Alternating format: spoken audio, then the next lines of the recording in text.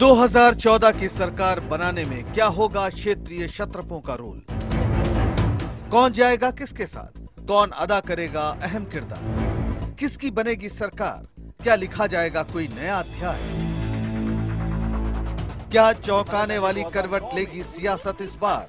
क्या कोई नया महारथी बनाएगा केंद्र में सरकार? किस ओर खड़े होंगे माया और मुलायम? क्या वजूद में आएगा ममता का फेडरल फ्रंट? बिहार की खींचतान में किसका नफा किसका नुकसान? चुनाव बाद भी यूपीए में होंगे लालू तो कहां जाएंगे नीतीश? तमिलनाडु में किस पर बरसेगी अम्मा की करुणा? आंध्र की तिकड़ी करेगी कौन सी तिकड़म? आखिर कैसे सजेगा दिल्ली दरबार? नमस्कार, मैं हूं संदीप चौधरी। आप देख रहे हैं चुनाव पर हमारी खास पेशकश मेरा वोट मेरी सरकार। और आज हम बात करेंगे कैसे सजेगा दिल्ली दरबार। इस दौर में क्षेत्रीय दलों को नकार कर दिल्ली की सियासी तस्वीर की कल्पना मुश्किल है। 6 चरणों के चुनाव हो चुके हैं और आधे से ज्यादा देश मतदान कर चुका है, बटन दबा चुका है। अब चर्चाएं जोर पकड़ रही हैं कि दिल्ली में किसकी सरकार बनेगी और कैसी सरकार बनेगी। आज हम आपको बताने की कोशिश करेंगे कि 6 अहम राज्यों में जो अहम सियासी किरदार हैं 16 मई के बाद उनका रुख क्या हो सकता है, ऊंट किस करवट बैठेगा। और मेरे साथ कुछ खास मेहमान होंगे। स्टूडियो में है सीएसडीएस के डायरेक्टर संजय कुमार है मेरे साथ, वरिष्ठ पत्रकार टीआर रामचंद्रन, इसके अलावा राहुल देव एक और वरिष्ठ पत्रकार हैं, वो मेरे साथ जुड़ेंगे। और दूसरे स्टूडियो में मेरे साथ होंगी नवजोत और माइक्रोसॉफ्ट एनालिटिक्स सेंटर पर हिमानी नैथानी। तो सबसे पहले रुख करते हैं यूपी का। यूपी के बारे में कहते हैं कि बड़े कई शहरों में ऐसी गलतियां हुई हैं जिसे इलेक्शन कमीशन को समझना चाहिए। बिल्कुल राम, पर अगर हम यूपी से होकर दिल्ली की गद्दी का रास्ता निकलता है ये कहते हैं, तो वो जो चाबी है ना, चाबी अमूमन मुलायम सिंह या मायावती के हाथ रही है पिछले 10 दिनों में। इस बार क्या रोल होने वाला है? मुलायम क्या इस ध्रुवीकरण के चलते जो 2 साल की नाराजगी है, अखिलेश की जो नाकामी है, उसको काउंटर कर पाएंगे? क्या अब भी एक अहम किरदार निभाएंगे क्या दिल्ली में भी? देखिए, वो किरदार जरूर निभाएंगे दिल्ली में, बट उनका सबसे बड़ा मुश्किल है कि उनको जो संख्या में सीट्स 2009 में आई थी, क्या वो उससे बढ़ा पाएंगे कि नहीं बढ़ा पाएंगे। अगर बीजेपी को 40 या 45 सीट मिल भी जाती है तो आपके पास सिर्फ 35 सीट रह जाते हैं। नेचुरल एलाय वो हमेशा कांग्रेस के रहेंगे, बीजेपी के साथ कभी नहीं जा सकते? नहीं, कभी नहीं जाएंगे, लगता नहीं है कि जाएंगे। बट जहां तक मुलायम साहब का सवाल है, आप मेरे ख्याल में कुछ विद सर्टेनिटी नहीं कह सकते। वो सही मायने में नेताजी हैं। हाँ। मायावती का रुख क्या होगा संजय? कुछ लोग ये भी कह रहे हैं, मैं भी यूपी घूमकर आया, कि मायावती दरअसल इस बार चुनाव ही नहीं लड़ रही हैं, पता नहीं कौन सी रणनीति है। मुलायम क्या बीजेपी के साथ जा सकती हैं या वो अभी कांग्रेस को ही बाहर से समर्थन देंगी? मैं पोस्ट पोल सिनारियो की बात, मुलायम की बात कर रहे हैं, मैं मायावती की। जी नहीं, मुझे लगता है कि भले ही मतलब ऐसा दिखाई नहीं पड़ा कि मायावती ने बहुत एग्रेसिव कैंपेन किया हो, लेकिन हमें पता है कि बसपा का एक कमिटेड वोटर है, दलित वोटर एक कमिटेड वोटर है बसपा का, जो बहुत भारी संख्या में बसपा को ही वोट करेगी। और अगर उन लोकसभा क्षेत्रों में जहां बसपा का उम्मीदवार मजबूत दिखाई पड़ा और ऐसा लगा कि बीजेपी को टक्कर देने की स्थिति में है, उन जगहों पर मुझे लगता है कि जो ध्रुवीकरण के कारण बहुत सारे वोटर, वो मुस्लिम मतदाता, ये सब बसपा को वोट करेंगे। और नहीं, ये तो वोटर की मानस की हो गई। मेरा सवाल सीधा है, मायावती बीजेपी के साथ जा सकती है, हाथी कमल के साथ जा सकता है क्या? जा सकता है बाहर से, ऐसा पहले इतिहास में हुआ है, बिल्कुल हुआ है।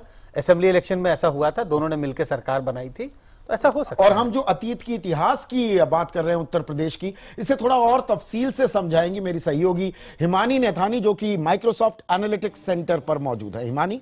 बिल्कुल, शुक्रिया संदीप। उत्तर प्रदेश की राजनीति को अगर हम यहां पर समझने की कोशिश करें तो जो एक टर्निंग पॉइंट उत्तर प्रदेश की राजनीति में आया था, वो आया था 1984 में, इंदिरा गांधी के एसोसिएशन की हम उस वक्त बात कर रहे थे। उस जमाने में अगर बात करें तो 85 सीट हुआ करती थी, जिसमें से 83 पर संदीप कांग्रेस ने अपना कब्जा किया था। लेकिन इंदिरा गांधी के बाद अगर हम देखें तो वो मजबूती जो इंदिरा गांधी के समय में थी, वो मजबूती फिर कांग्रेस कभी भी कायम नहीं कर पाई। अगर हम अभी तक देखें, 1989 में जो 84 में उसको 83 सीट मिली थी, उससे घटकर सीधा 15 पर कांग्रेस आ गई थी। और जनता दल की अगर हम यहां पर बात करें तो वो अस्तित्व में आया, उसका यहां पर उदय हुआ। उसके बाद 1991 से अगर हम 99 तक आप यहां पर देखें तो भगवा रंग हमको यहां पर नजर आ रहा है। जब जब चुनाव होते हैं तो राम जो है वो खुद ब खुद चर्चा में निकलकर सामने आ जाते हैं। लेकिन उसके बाद हमने ये भी देखा, जो रीजनल पार्टीज हैं उनका वर्चस्व जो है वो कहीं ना कहीं बढ़ता हुआ यहां पर नजर आया। अस्तित्व की बात करें तो 1996 में ही आ चुके थे, समाजवादी पार्टी की बात करें, बहुजन समाज पार्टी की बात करें,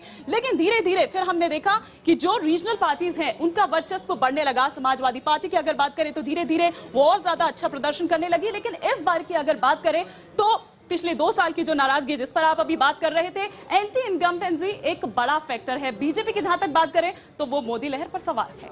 बिल्कुल, कमंडल और मंडल की राजनीति हावी रही है पिछले 20-22 साल से। 24 साल की बात करूं उत्तर प्रदेश की, लेकिन इस बार क्या विकास भी आगे आएगा या ध्रुवीकरण ही अहम मुद्दा होगा? और इसका स्पिल ओवर क्या बिहार में भी हो सकता है? बनारस से कल जो नामांकन दाखिल किया है नरेंद्र मोदी ने, दरअसल वो चुनाव इसलिए लड़ रहे हैं कि बिहार के हिस्सों में भी थोड़ा फुटप्रिंट बढ़ जाए बीजेपी का। बिहार की तस्वीर क्या है ये बताएंगी नवजोत।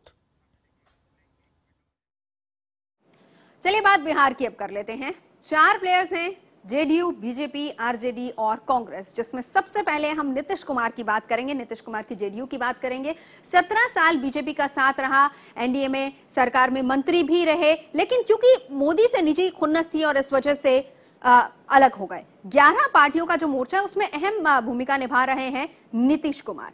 इसके बाद बारी आती है लालू यादव की। चारा घोटाले में सजा के बाद एक सहानुभूति भी चाह रहे हैं और सत्ता विरोधी लहर में रही है, लेकिन फिर भी कांग्रेस का साथ दिया है लालू यादव ने। बीजेपी के साथ आने का सवाल ही पैदा नहीं होता और मुस्लिम यादव गठजोड़ पर काफी भरोसा है लालू यादव को, आरजेडी पार्टी को। बात करें अगर हम नरेंद्र मोदी की, तो पूरी पार्टी एक तरीके से मोदी लहर पर सवार है। जेडीयू से टूट को उन्होंने बताया कि विश्वासघात उन्होंने किया है। बिहार को विकास के दावे दिखाए हैं। मोदी ने अपनी तमाम रैलियों में इसका जिक्र भी किया है और सवर्णों, अति पिछड़ों, दलित वोटों पर ही दाव खेल रही है बीजेपी। तो कुछ इस तरह का गणित बन रहा है बिहार का। Back to studio. बिल्कुल, बिहार की जो राजनीतिक तस्वीर है वो बदल गई है, क्योंकि बीजेपी हमेशा यंगर ब्रदर की, छोटे भाई की भूमिका में वहां पर होती थी। नीतीश के कंधे पर सवार होकर वो चुनाव लड़ा करती थी। नीतीश बनाम लालू नहीं, बल्कि इस बार लालू और नीतीश एक तरफ हैं, साथ साथ तो नहीं है, और बिहार में जबरदस्त पैठ बनाने की कोशिश कर रही है बीजेपी। आकलन सही है क्या संजय? देखिए, 3-4 महीने पहले, 6 महीने पहले तक ऐसा लग रहा था शायद तिकोनिया मुकाबला है। लालू भी हैं, जनता दल यूनाइटेड नीतीश भी हैं और बीजेपी भी हैं। लेकिन अब पिछले 5-7 दिनों में जो घटनाक्रम जैसा हुआ, जैसे किशनगंज से जदयू के उम्मीदवार, मुस्लिम उम्मीदवार ने अपना नामांकन ही वापस ले लिया। हाँ।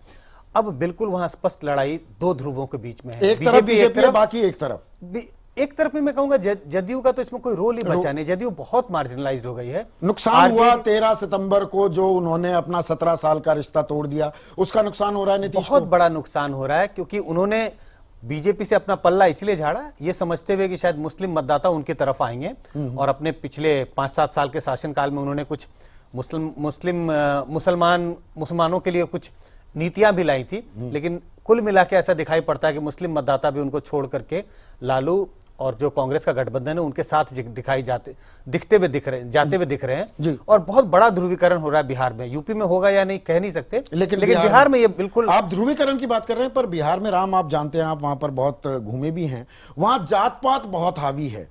तो जो ये लहर चलती है, ये लहर जात पात को विखंडित कर देगी, उसे तोड़ देगी, या दरअसल ये दोनों तीनों चीजें कहीं ना कहीं कदम ताल कर रही है? एक विकास भी है, एक ध्रुवीकरण, धार्मिक ध्रुवीकरण की बात कर रहा हूं, और जात पात की भी गोटियां कहीं सेट की जा रही हैं इस खेल। देखिए, जात पात को तो बिहार से आप कभी हटा नहीं सकते, बहुत मुश्किल सा काम है। पर मेरे ख्याल में एक थोड़ा सा चेंज जरूर आ रहा है, और वो यंगर वोटर में है। यंगर वोटर चाहता है कि वो उन्हीं को वोट करें जो वो समझते हैं कि कुछ डिलीवर कर पाए डेवलपमेंट के तौर पे।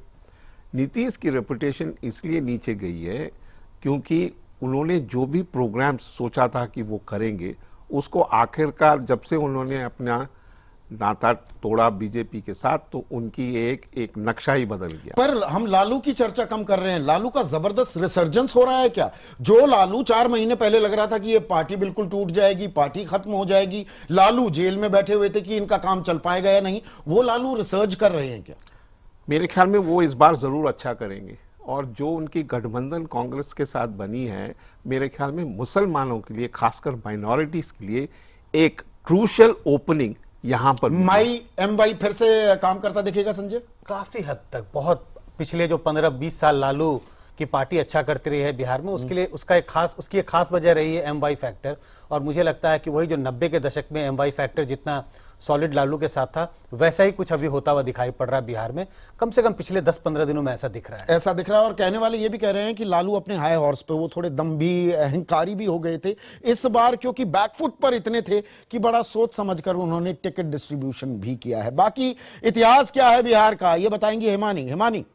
बिल्कुल संदीप, बिहार की अगर हम बात करें तो उत्तर प्रदेश के बाद दूसरा बड़ा राज्य, और बिहार की स्थिति भी कुछ संदीप आप देखेंगे उसी तरीके से रही है जिस तरह से अभी हम उत्तर प्रदेश की यहां पर बात कर रहे थे। यहां पर भी 1984 एक टर्निंग पॉइंट अगर हम बिहार की राजनीति में देखें, उसके बाद से भी यहां पर कांग्रेस कभी उतना अच्छा प्रदर्शन नहीं कर पाई, सीधा 48 से खसक गई 4 पर। और उसके बाद जिस तरह से हम यहां पर आपको ये ग्राफ के जरिए यहां पर अलग अलग रंग आप यहां पर देख रहे हैं कि किस तरह से जनता दल, उसके बाद आया आरजेडी की अगर हम यहां पर बात करें तो जिस तरह से लालू की बात कर रहे थे कि चारा घोटाला में सजा होने के बाद एक सिंपैथी वोट भी कहीं ना कहीं उनको मिले। और अभी जिस तरह से हम यहां पर बात कर रहे थे, 17 साल पुराना जो रिश्ता है जेडीयू और बीजेपी का, वो आपस में टूट गया। और अब यहां पर देखना होगा, क्योंकि जहां तक बात ये की जाए तो ये कि विकास की अब यहां पर बात की है, जिस तरह से भी यहां पर प्रचार किया गया है बीजेपी की ओर से अगर हम यहां पर बात करें तो लगातार ये बात की गई है। और जो एक अभी तक पुराना रिश्ता था जेडीयू के साथ, उसे कहीं ना कहीं एक विश्वासघात करार दिया गया बीजेपी की ओर से जेडीयू के लिए। संदीप बिल्कुल। और इस बीच एक खबर, बड़ी अहम खबर आ रही है टिकर में नीचे कि मनमोहन सिंह के भाई दलजीत सिंह बीजेपी में शामिल हो गए हैं। अब ये कुछ संकेत मिल रहे हैं क्या? लेकिन हमने यूपी की बात की, हमने बिहार की बात की, थोड़ा और पूरब में लिए चलता हूं। और ये कुड़ियों का भी जमाना है। 3 औरतों का अहम किरदार होने वाला है, रहा भी है, इस बार भी उन पर निगाहें होंगी। हमने मायावती का थोड़ा जिक्र किया, अब हम बात करेंगे ममता बनर्जी की, उनके पश्चिम बंगाल की। पहले वहां की तस्वीर बताएंगी मेरी सहयोगी नवजोत। चलिए बात अब करते हैं पश्चिम बंगाल की। 2 अहम प्लेयर हैं, ममता बनर्जी तृणमूल कांग्रेस और वाम मोर्चा। बात अगर हम ममता बनर्जी की करें, 27% मुस्लिम वोटों के चलते मोदी का विरोध किया था, कहीं ये वोट बैंक खिसक न जाए इसीलिए विरोध किया था। वाजपेयी सरकार में हालांकि ये रेल मंत्री भी रह चुके हैं। रिटेल में एफडीआई पर इन्होंने कांग्रेस का साथ छोड़ दिया था। एक बड़ी गिनती के साथ केंद्र पर कब्जा करने की इनकी एक लालसा भी है, इच्छा अंदर खाते इनकी भी एक है। वाम मोर्चे की बात करें तो परमाणु संधि पर हार के बाद हाशिए पर रही है, मोदी के सख्त खिलाफ रहे हैं। और कांग्रेस से हालांकि बिल्कुल कोई परहेज नहीं है, लेकिन करार के दौर में 2 हिस्सों में बटी थी वाम मोर्चा, बंगाल और केरल दोनों राज्यों में। तीसरा मोर्चा खड़ा करने की कोशिशें लगातार जारी हैं और इस बार भी वही कोशिशें चल रही हैं। जी संदीप, ये है पश्चिम बंगाल का गणित। बिल्कुल, ये पश्चिम बंगाल की तस्वीर है। 42 सीटें हैं। ममता बनर्जी अभी वहां पर अपनी जो पकड़ है और मजबूत करती दिख रही हैं। राहुल देव भी हमारे साथ जुड़ गए हैं। राहुल, कितनी अहम भूमिका होगी ममता बनर्जी की 16 मई के बाद, और वो किसके साथ जा सकती है? मेरा सीधा सवाल ये है। मैं समझता हूं कितनी अहम होगी इस पर तो आप लोग चर्चा कर ही चुके होंगे, सब जानते हैं, उसको कहने की जरूरत ही नहीं है, बहुत अहम होगी। लेकिन वो निर्भर करेगा कि एनडीए को कितनी सीटों की जरूरत पड़ती है, तो ये थोड़ा सा अनिश्चित वो है। लेकिन जो भी स्थिति बने उसमें ममता की भूमिका एक बहुत महत्वपूर्ण होगी। नहीं, इसमें क्योंकि विधानसभा के भी चुनाव हो जाएंगे ना कुछ दिनों बाद पश्चिम बंगाल में, क्या वो बीजेपी के साथ वो प्रत्यक्ष या परोक्ष समर्थन देने का जोखिम उठा पाएंगी? नहीं, अभी इस वक्त वो इस हालत में नहीं है कि वो ऐसा कर सके। इसलिए उन चुनावों तक, और मुझे लगता है कि काफी लंबे अरसे तक कभी बीजेपी के साथ वो नहीं आ सकती। बीजेपी के साथ नहीं आ सकती। क्या इस चुनाव में हम वाम खेमे के कॉफिन में आखिरी कील भी गड़ती देखेंगे? मैं सख्त भाषा, तीखी भाषा इस्तेमाल कर रहा हूं। राम, देखिए, जो आप कह रहे हैं उसमें सच्चाई तो है, क्योंकि बुद्धदेव भट्टाचार्य साहब जो पूर्व मुख्यमंत्री थे और सीपीएम के पॉलिट ब्यूरो मेंबर हैं, वो बार बार चिल्ला के अपने कैंपेन स्पीचेस में कह रहे हैं कि ममता ने एक बहुत बड़ी गलती कर दी। उन्होंने एक small window of opening provide कर दिया है बीजेपी के लिए, और उनका मानना है कि बीजेपी शायद उनके वोट काट रहे हैं वहां पर, और वो वोट फैल रहा है। ये आप अहम बात कह रहे हैं। कुछ संकेत मिल रहे हैं क्या संजय इस तरह के कि वाम खेमा वहां पर सफाया कर रहा है, और वाम खेमे के कई जो बहुत ही मुख्य बिंदु हुआ करते थे, मैं 70 के दशक की बात कर रहा हूं, उन मुद्दों को कहीं ना कहीं बीजेपी भी उठाती है, वहां पर वाम खेमे का सफाया और बीजेपी के फुटप्रिंट्स, मैं सीटों की बात नहीं कर रहा हूं, फुटप्रिंट्स जबरदस्त तरीके से बढ़ते दिख सकते हैं क्या? बिल्कुल, मुझे कोई आश्चर्य नहीं होगा संदीप कि अगर बीजेपी को कोई 10, 11, 12% वोट मिले, और मुझे लगता है जितना वोट उनका बढ़ेगा वो वो शायद ममता बनर्जी को ज्यादा नुकसान करेगा बजाय कि वाम मोर्चा को, क्योंकि ममता बनर्जी की ज्यादा पकड़ शहरी इलाकों में और बीजेपी के जो एक्सपेंशन होगा वेस्ट बंगाल में वो पहले उसकी शुरुआत होगी शहरी इलाकों से। लेकिन चूंकि अभी भी ममता बनर्जी की पार्टी और वाम मोर्चे के वोटों का फासला अंतर इतना बड़ा होगा कि इसके बावजूद भी शायद ममता बनर्जी को कोई नुकसान होता दिखाई नहीं पड़ता। कांग्रेस कहां है फिर इसमें? उत्तर प्रदेश में कांग्रेस का जिक्र करने लायक नहीं था, शायद हमने इसलिए जिक्र नहीं किया। बिहार में भी कांग्रेस लालू के कंधे पर ही सवार है। पश्चिम बंगाल में कांग्रेस का क्या रोल होगा और क्या ममता, जो काफी आदर करती हैं सोनिया गांधी का, क्या वो ऐसी स्थिति बने कि भाई त्रिशंकु लोकसभा आ गई, वो सोनिया के साथ ही जाएंगी क्या? ये कहना बहुत मुश्किल है इस वक्त, क्योंकि उनका फेडरल फ्रंट की जो वो बात कर रही हैं, मेरे ख्याल में उसमें कुछ सच्चाई है, कुछ तो हो सकता है उसमें। और ये जो अग्रीमेंट हुआ है उनके बीच और जयललिता के बीच, आप ये मत भूलें कि लोगों को ये आश्वासन दिलाया गया है कि हम दोनों मिलके कम से कम 55-60 सीट लाएंगे। हाँ। और ये एक ब्लॉक बड़ा पावरफुल होगा। ये ब्लॉक बहुत पावरफुल होगा। आपने जयललिता का जिक्र किया है, हम तमिलनाडु का भी जिक्र करेंगे, चर्चा करेंगे। आपको पश्चिम लिए चलेंगे, पश्चिम में हम महाराष्ट्र की बात करेंगे और साथ ही साथ आंध्र प्रदेश की भी। एक ब्रेक के बाद बने रहिए।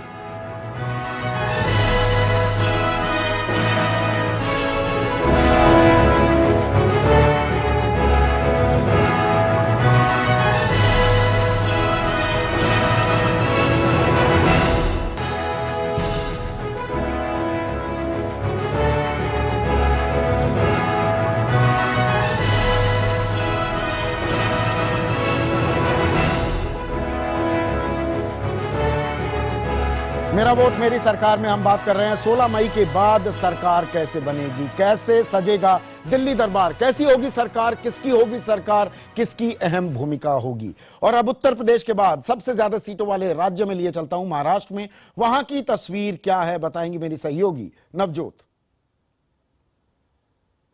चलिए महाराष्ट्र की बात करते हैं, जहां पर 3 अहम प्लेयर हैं, एनसीपी, शिवसेना और एमएनएस राज ठाकरे की, जिसने शिवसेना के मराठी वोट बैंक में डेंट लगाया था। 2009 की बात करें, सबसे पहले शरद पवार की एनसीपी की ही बात कर लेते हैं। यूपीए का सबसे अहम घटक रहा है, ना कहूं से दोस्ती ना कहूं से बैर, ये शरद पवार की थ्योरी रही है। बाल ठाकरे के दोस्त थे, लेकिन उद्धव ठाकरे से दूरी बनाकर इन्होंने रखी। नरेंद्र मोदी के प्रति अगर हम देखें तो नरम गरम वाली ही इनकी जो स्थिति है वो रही है। इसके बाद हम उद्धव ठाकरे की शिवसेना की बात करते हैं। कमजोर नेतृत्व का आरोप हालांकि इन पर लगा। राज ठाकरे ने कमजोर की शिवसेना की धार, और मतभेदों के बाद भी बीजेपी के साथ इनका साथ बना रहा। नरेंद्र मोदी को पूरा समर्थन है शिवसेना का। एमएनएस की बात करते हैं, 2009 में साबित हुई थी वोट कटवा, जिसकी बात हमने शुरुआत में की थी। शिवसेना के मराठा वोट बैंक पर इन्होंने सेंध लगाई थी। एनडीए में आए नहीं हैं, लेकिन हां जरूर मोदी के नाम पर समर्थन जरूर इन्होंने दिया है, खुलकर नहीं लेकिन सामने आए हैं। बीजेपी के खिलाफ नहीं खड़े हुए हैं, लेकिन कोई भी उम्मीदवार इन्होंने बीजेपी के खिलाफ अपना खड़ा नहीं किया है। यह है महाराष्ट्र की स्थिति। जी संदीप। बिल्कुल, और इसमें एक और खिलाड़ी का नाम जोड़ देता हूं, देखते हैं कुछ कमाल कर पाएंगे क्या आम आदमी पार्टी। कुछ जगहों पर वो असर डाल सकते हैं। राहुल देव हमारे साथ हैं, संजय हैं हमारे साथ, राम साहब हैं हमारे साथ। राहुल, मैं आपसे जानना चाहूंगा, क्या महाराष्ट्र में इस बार, क्योंकि 3 बार से लगातार वहां पर राज्य में सरकार बन रही है कांग्रेस और एनसीपी की, और केंद्र की बात करूं तो यूपीए 1 यूपीए 2, इनकी नाकामी एक बड़ा मुद्दा होगा या वहां पर समीकरण कुछ और बनते दिखे? नहीं, नाकामी वहाँ तो मुद्दा है ही, केंद्र की नाकामी भी है और पृथ्वीराज चव्हाण की सरकार की नाकामी भी है, क्योंकि वो काफ़ी अलोकप्रिय रही है और वो अपना दबदबा अपने शासन का कायम नहीं कर पाए हैं पृथ्वीराज चव्हाण, बावजूद अपने ईमानदार छवि के और अपने अच्छे व्यक्ति होने के। और वहाँ एंटी इनकम्बेंसी दोनों तरह की है, केंद्र की भी है और प्रदेश की भी है। तो ये कांग्रेस और एनसीपी का सबसे बड़ा संकट है। दूसरा संकट ये है कि एनसीपी और कांग्रेस के बीच में आपसी खींचतान जो हमेशा थोड़ी बहुत रहती है, तनाव रहता है, वो थोड़ी और तीखी हो गई है इस बार। उसको ऑफसेट करता रहा है और इनकी मदद करता रहा है मनसे की जो भूमिका रही है। तो मनसे ने जिस तरह से शिवसेना के टिकट काटे हैं, उसके वोट काटे हैं अभी तक, उससे कांग्रेस को फायदा होता रहा है, लेकिन इस बार वो मुझे लगता है कि कम होगा। वो जिसका कम कारण होगा अभी जैसे नहीं, बताया पर भी मन आपको से तो होगी। शिवसेना का खेल जी। खराब करने में लगी है ना राहुल, कि शिवसेना के खिलाफ उम्मीदवार खड़े कर दिए, कह रहे हैं हम मोदी को समर्थन दे देंगे। ये जो आपसी रंजिश है, कहीं ये एनडीए के लिए घातक तो नहीं साबित हो जाएगी कुछ हद तक? देखिए, एनडीए को नुकसान तो इससे निश्चित रूप से होगा ही, इससे कोई इनकार कर ही नहीं सकता। निश्चित रूप से नुकसान होगा, शिवसेना को ज्यादा होगा, बीजेपी को भी कुछ हो सकता है। लेकिन जैसा राज ठाकरे बार बार खुलेआम कह रहे हैं कि भाई वो मोदी को प्रधानमंत्री बनाना चाहते हैं, इसलिए मोदी के यानी बीजेपी के जहां पर उम्मीदवार होंगे, युति के बीच में जो सीटों का बंटवारा हुआ है, उसमें वहां पर मुझे लगता है कि वो बीजेपी के वोट कम काटेंगे, कुछ फिर भी कट जाएंगे। लेकिन निश्चित रूप से शिवसेना की ताकत कम करना भी उनकी इस दोहरी रणनीति का एक हिस्सा है। तो वो बीजेपी को शायद बढ़ाना चाहें और शिवसेना की ताकत कम करना चाहेंगे। ये तस्वीर उभर कर, मौजूदा तस्वीर, लेकिन अतीत क्या तस्वीर दिखाता है, ये बताएंगी हिमानी नथानी। हिमानी। बिल्कुल संदीप, अगर अमूमन हम यहाँ पर देखें तो दो बड़े गठबंधन उन्हीं का आमना सामना यहाँ पर होता आया है, कांग्रेस और एनसीपी, और साथ ही साथ बीजेपी और शिवसेना की। लेकिन जिस तरह से यहाँ पर हम बात कर रहे थे पिछली बार की, अगर हम बात करें तो शिवसेना से अलग होकर अपनी एक अलग पार्टी राज ठाकरे ने बना ली थी, एमएनएस, जिसने खासा नुकसान पहुंचाया था बीजेपी और शिवसेना गठबंधन को लेकर 1991 से के बाद से। अगर हम यहाँ पर नजर डालें तो किस तरह की तस्वीर जो है वो शिवसेना की यहाँ पर थी। अगर हम बात करें बाबरी विध्वंस के बाद 1993 के जो बम धमाके हैं, उसके बाद का जो एक कहीं ना कहीं फायदा है वो यहां शिवसेना को होता हुआ नजर जरूर आया था। लेकिन अभी की हम जिस तरीके से यहां पर बात कर रहे हैं, कांग्रेस एनसीपी की फिलहाल यहां पर सरकार है, क्योंकि पिछली बार जिस तरह से नुकसान पहुंचाया था, राज ठाकरे ने अलग अपनी पार्टी बना ली थी एमएनएस, इस बार भी कुछ ऐसी ही तस्वीर सामने निकलकर आ सकती है संदीप। बिल्कुल, और ये तो महाराष्ट्र की बात हुई। अब आपको लिए चलते हैं गेम चेंजर स्टेट में। 2004-2009 की अगर यूपीए सरकार बनी, उसमें सबसे बड़ा हाथ अगर आंध्र प्रदेश का था, मैं ये कहूं तो शायद गलत नहीं हूं। आंध्र प्रदेश में तस्वीर कैसी है, पहले लिए चलूंगा नवजोत के पास। नवजोत।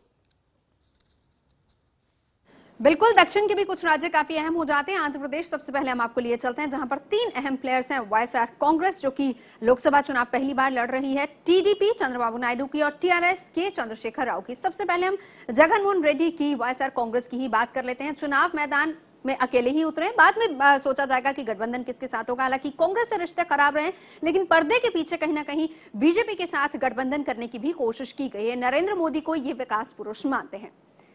उसके बाद बारी आती है टीडीपी की। चंद्रबाबू नायडू, लंबे अरसे बाद वापसी हुई है, मोदी की लहर से सत्ता में वापसी की उम्मीद ये भी लगाए बैठे हैं। जगन और टीआरएस से दिल्ली में परहेज नहीं है, यानी अगर दोनों साथ आना चाहें तो आ सकते हैं। इसके बाद के चंद्रशेखर राव की टीआरएस की बात करते हैं। आंध्र प्रदेश के बंटवारे के बाद कांग्रेस को गच्चा दे दिया। हालांकि पहले कहा था कि साथ दिया जाएगा, लेकिन उसके बाद इन्होंने सीधे सीधे कहा कि साथ नहीं देंगे।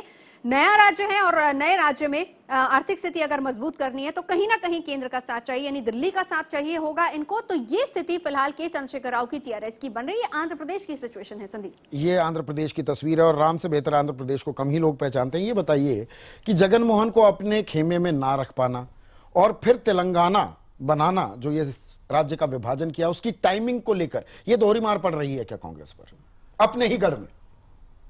मेरे ख्याल में कांग्रेस ने तेलंगाना बनाने का डिसीजन तब लिया जब उनको लगा कि 42 सीटों में बिल्कुल उनका सफाया हो रहा है, कि थोड़ा सा हिस्सा बचा लो, थोड़ा सा हिस्सा बचा लो। और खासकर तेलंगाना में जो उनका गढ़, एक रीजन जो उनका गढ़ रहा है, कि उसमें 17 सीट हैं, उसमें से उनका ये मानना था कि उनको 10-12 सीट जरूर मिल जाएंगी।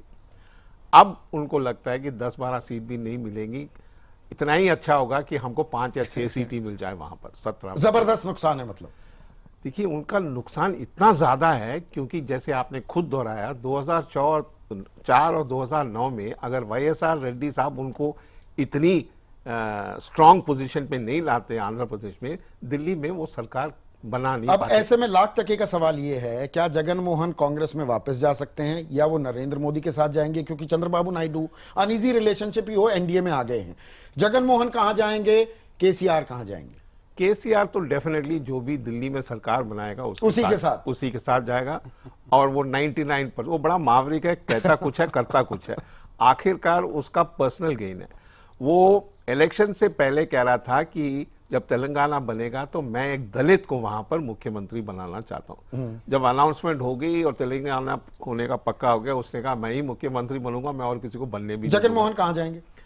जगन मोहन अभी दुविधा में है क्या करेंगे, पर ये मत भूलिए संदीप कि जगन मोहन जेल से बाहर नहीं आते अगर उनकी कुछ अंडरस्टैंडिंग कांग्रेस के साथ नहीं होती। ये आप इशारा कर रहे हैं और अब हम उसी से सटे थोड़ा और दक्षिण जाते हैं। हम तमिलनाडु की बात करते हैं, जहां पर दरअसल सालों से अन्ना द्रमुक बनाम डीएमके लड़ाई होती रही है। करुणानिधि बनाम अम्मा यानी कि जयललिता। मौजूदा तस्वीर क्या है, नवजोत बताएंगी। नवजोत,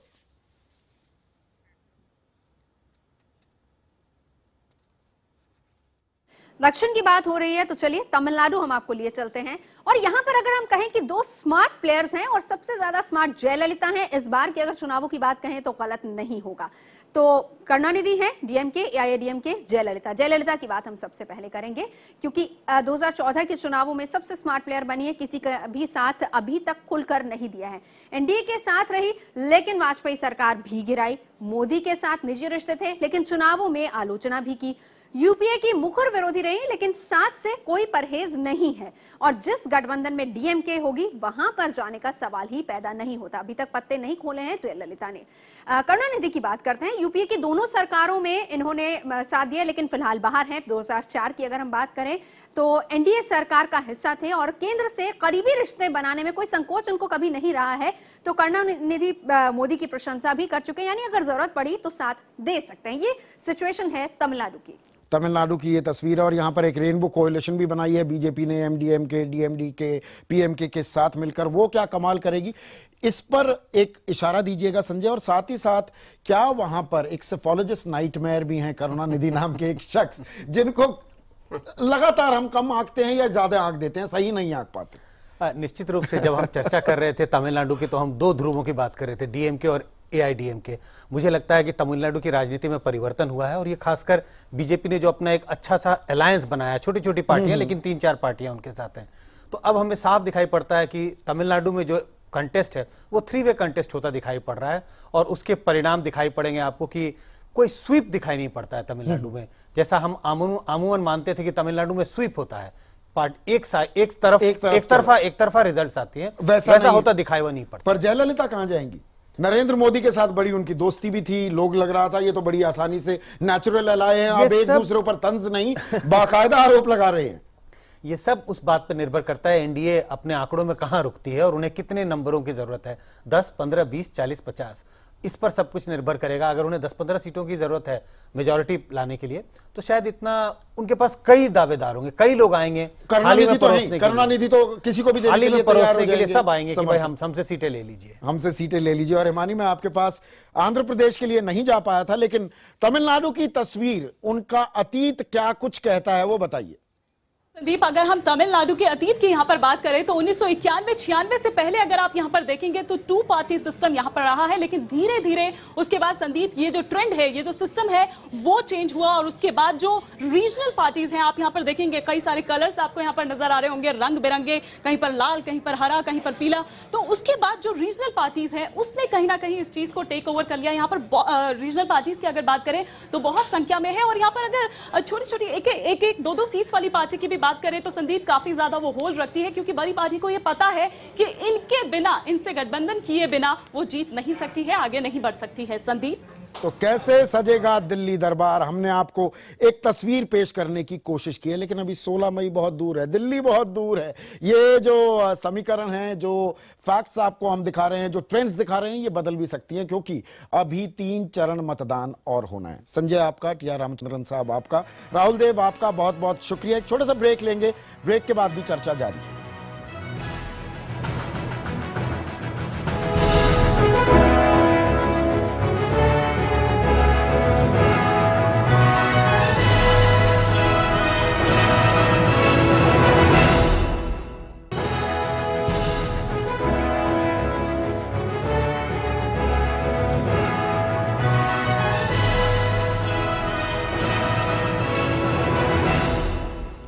मेरा वोट मेरी सरकार में आज हम चर्चा कर रहे हैं कैसे सजेगा दिल्ली दरबार। 16 मई के बाद किसकी सरकार बनेगी, कैसी सरकार बनेगी, किसकी अहम भूमिका होगी और हमने 6 बड़े राज्यों का जायजा लिया। उत्तर प्रदेश में क्या 16 साल बाद बीजेपी अपने प्रदर्शन को दोहरा पाएगी? तब वो 58 सीटें उसने हासिल की थी। मुलायम किसके साथ जाएंगे क्या हाथी कमल के साथ जा सकता है, ये बड़ी तस्वीर। जबकि बिहार में अगर हम बात करें, क्या लालू वहां पर अपनी खोई जमीन पाने में कामयाब हो पा रहे हैं? लालू प्रसाद यादव क्या सबसे बड़ी टक्कर देंगे?